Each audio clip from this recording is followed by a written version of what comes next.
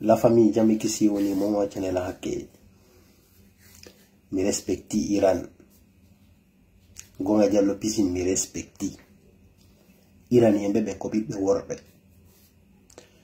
la tori Allah yo Allah du barke Iran yembe be yo Allah wadu barki e mabbe hande julbe be ko Iran mari e Yemen hande julbe be ko be mari lutti kon fo woni pokki American be ko American be wi kon ko dum be jokkata wano Qatar wonbe finance de tiro partout de radna ko Qatar be Qatar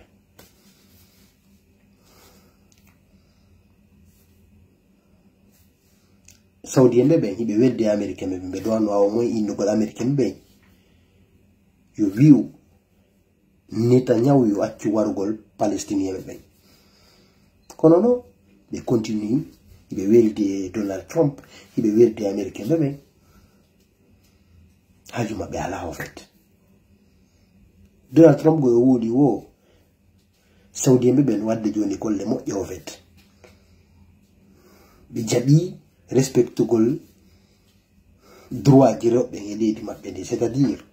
yo robbe non libre itugol tikare ndeng alla wi'a goddum American be wi'a goddum compréhension ko wari donc kefero on moni présence gol peji di fop autorisé yo bere concert di watti nyande o nyande combat de boxe partout ko harni wala mari mbudi bere be jodo be ndara ko be pirata be paria awola tu be o yino lagine do ko yenne woni ko rewde Saudi me na Saudi mo ni rewde de menen ko Allah me woni rewde na Saudi de min do na Saudi mo ni rewde ko Allah me woni rewde e julbe ben fap ko musibbe am woto o yalto e di groupe di mon Shia sunna wahabiya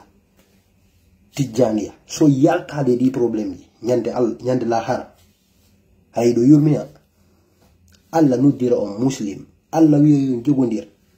Allah wiya on ko nene goto ko baba goto vous êtes des frères inno ngono ngo oye ko wikkodiro angal jogondiral mengal wadi de wekkinede partout de radna say hande julbe no lubede partout be ronko folude parce que yiden seedi min ila wi yo Allah wadu barke Iranien be holli do kambe ko be bibbe worbe gonga mo membe jabu yawede meta jabu yawetede Iran holli ko bibbe worbe to ki Allah yo Allah wadu barke mabbe yo Allah folimbe to ki Allah yo Allah findi luttube be famina be abona tander salut